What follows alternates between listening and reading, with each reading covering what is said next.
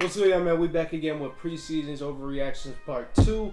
I wanted to take a couple days off. I've been going for about 2 weeks in a row, so I wanted to take a couple days off. It kind of felt weird coming back though. Like I forgot how I recorded my videos, everything. I'm so locked in. But we back again with another video today. As you can see, we obviously going to talk about that Jordan Poole, Draymond Green drama. We're going to talk a little bit about Zion, then a little bit about some other teams, especially my Cavs, because I didn't get to talk about them last week. But to start off with the Jordan Poole Zion drama, because I just want to get this out the way, because I'm very annoyed with this. It came out, I would say, about Tuesday, that they got in a little scuffle, but like we all brushed it away. And then on Friday, the tape dropped. Somebody leaked the tape, which is it's weak. It's weak as hell. But like, depending on the money, I ain't gonna lie, I would do it. And I just think it's just weak though. It's petty as hell, because you know now, like, you know, one, that's gonna ruin the team chemistry, because now Jordan Poole's embarrassed because now that's out. And in that video, it just looks bad. Draymond Green walked up to him, Jordan Poole pushed him, and then the nigga just Superman the fuck out of Jordan Poole. His whole body just went limp, and he got back up, but it looks bad on both sides. Like, it looks bad. Like, why would you fire off on your teammate like that? Jordan Poole got punched, didn't really do nothing after that. And like, I heard Draymond apologize and all that, but like, the whole situation is just, I feel like shit like that happens. Like, I played team sports before. I've gotten fights in my playing sports. I got in fights, not like that, but like little scuffles. And just hearing stories like shit like that happen. I don't want to compare it to the Michael Jordan thing, but like, that's just an example. Like, that shit happens. So I'm not really going to blow it up like that. I don't look at the Warriors any different. I still think they should be a top team in the league. I still think they should be a championship contender. The only thing I think that situation is going to impact is the contract situation, because both of those guys are up for contract along with Andrew Wiggins. So I don't know what they're going to do with that, but it does look bad on Draymond's part. And I know he said he was going through something. You still don't fire off on your teammate like that, even though, like I said, that shit happens a lot. We just don't see it. But I think if this film didn't get leaked, we wouldn't really be talking about this. That just would have been an in-house thing, and I wish it would have kept being an in-house thing, because I think it was just really lame, especially to how Twitter and everybody reacted to it. I think it's just, that's why I even took a break from Twitter, because it's just, social media in general is just so lame. It's so lame. So when you got to take a break, because the shit can fuck up your mental a lot. And that video was disturbing, I ain't gonna lie.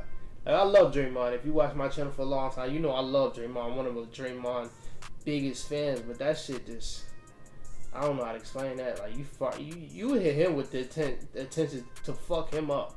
Like, the nigga lunged into that shit. He wanted to fuck bro up. And like I said, I was telling people, I just don't know what was said, so I'm not going to judge the situation, but yeah, it looks bad. But besides that point, man, I want to talk about the Pelicans. First of all, they dominated the Bulls in their first game. And that game just showed me how fucking deep they are, bro. Like, it's just, I don't understand how good that team is. Like, I won't be surprised if that team finishes as a first seed. I think I underestimated how good they are. They can do anything you want to do. If you want to go small, okay, we're going to go out here, we're going to run Jose Alvarado, CJ McCollum, Brandon Ingram, Herb Jones, Zion. If you want to go big, all right, bet we running B.I., Trey Murphy, Herb Jones, Zion, Jonas Valanciunas. If you want to go fast, bet we running B.I., Herb, Trey Murphy, Jose Alvarado, and Zion. Like, they can do anything you want to do. And from 1 to 12, they just have really good fucking players. Like, when you look at it, Devontae Graham is their 12th best player. He's good as far as a bench role. He's pretty good. Dyson Daniels the other day in their second game, he shot it bad, but then you look at his stats. The dude had 5 points, 9 rebounds, 5 assists, and 5 steals. That just shows you how versatile he is. That's why that pick was just amazing. If you can get him to just become an all-around better basketball player, especially on the offensive side. Later in their rebuild, even though I think they're past the rebuild part right now, later on in their future, he's going to be their starting point guard. He can already be an elite defender in this league. They just so deep, and they have the right coach, the right player coach to lead them. They have the right vets in Jonas Valanciunas and CJ McCollum to lead them. They have the right young stars and Zion and Brandon Ingram to lead them. The sky's the limit for this team. And like I said, looking at Herb, he's not going to be just a 3-and-D guy. I see a lot of Herb's games. Same thing with Trey Murphy. Like I said, I wouldn't be surprised if they start him just because you need those 3-pointers. He just shot 7 3-pointers a day. Like, he's a sniper, and he can also go out there and get buckets. They just so deep, and at times it might be hard to stop that team. And for any playoff teams, I mean any playoff team, I think they can beat any team in the West. The only team that kind of scares me is the Warriors team because like they got so much time with each other. They're veteran led and they got like one of the best coaches of all time. So that series can hurt, but anybody else, they can beat the Nuggets. They can beat the Clippers. I just don't. It's a lot of things you have to do to stop them, and I don't think a lot of teams have the ability to do that, especially on the West. Want to talk about my Cavs. We played on Wednesday, I think. I don't know why our games are so spread out. We play tomorrow, but I love it. I love it. Like, I'm so bought in. I was kind of iffy about the Donovan Mitchell trade. I know y'all remember my initial reaction video. But I love the addition of Donovan Mitchell. He just brings what we needed last year. Darius Garland was the only other person, other than Karras, but Karras played like 10 games with us, that was able to dissect the defense and get to the paint. Darius was the only one that was able to do that. Donovan Mitchell comes in and he's right there with Darius, being that elite of a scorer, that elite of a ball player like Darius. He's right there, that elite of a shooter. That's something that we also need. We also need outside shooting. He's one of the best three-point shooters we have in this league. Statistics-wise, he's one of the best three-point shooters of all time. Adding him, that helps. I know I said he's a bad playmaker. I think bad was a stretch. I just don't think he's as good as a lot of people think as far as playmaking.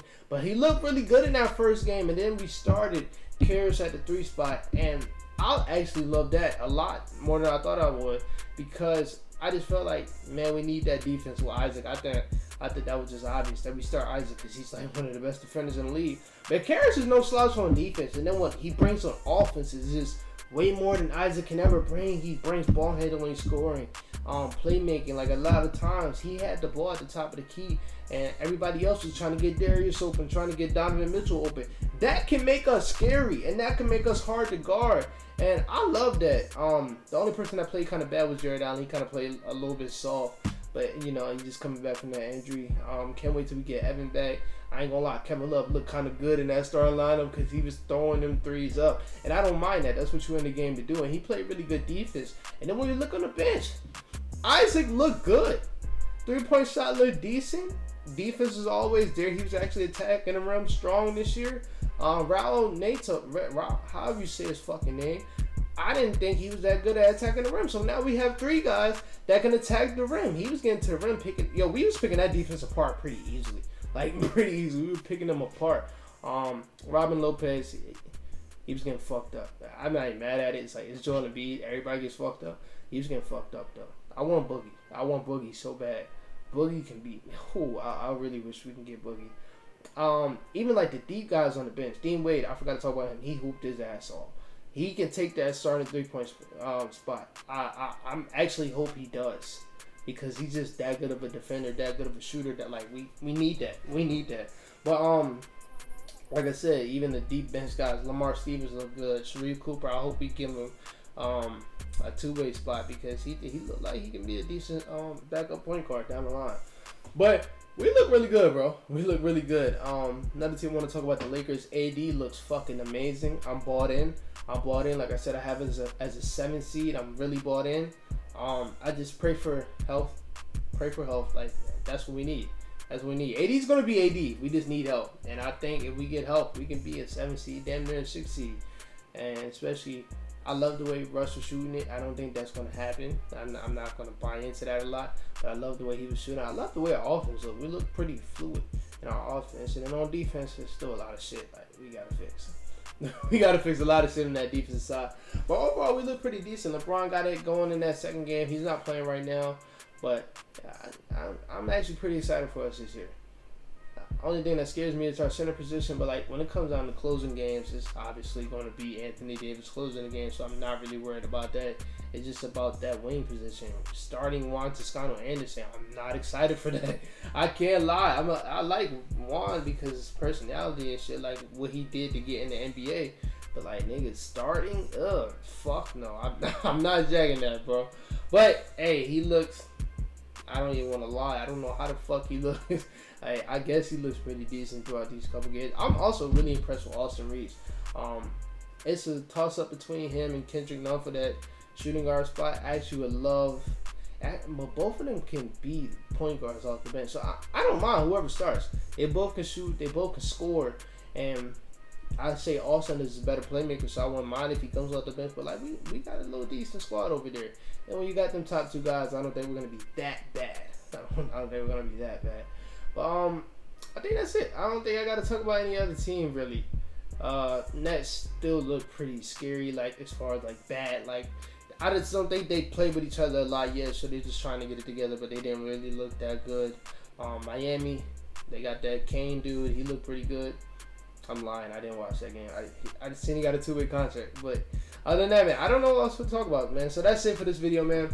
Oh, also Anthony Edwards and Rudy Gobert in his first game with the Timberwolves, he looked really good. But Anthony Edwards looked like a fucking dog, and I can't wait for the season. I actually have him being an all-star. Like that's my nigga right there. But other than that, man, that's it for this video. Peace out.